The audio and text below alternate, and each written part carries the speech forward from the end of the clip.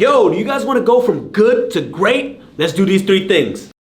Practice these 3 things if you want to go from good to great. Number 1, your attitude. Look, if your attitude stinks and your attitude is not good, that means your output is going to be just as low. So focus on your attitude. Things are going to get tough, but your attitude is going to make sure that you really succeed. Number 2, more discipline.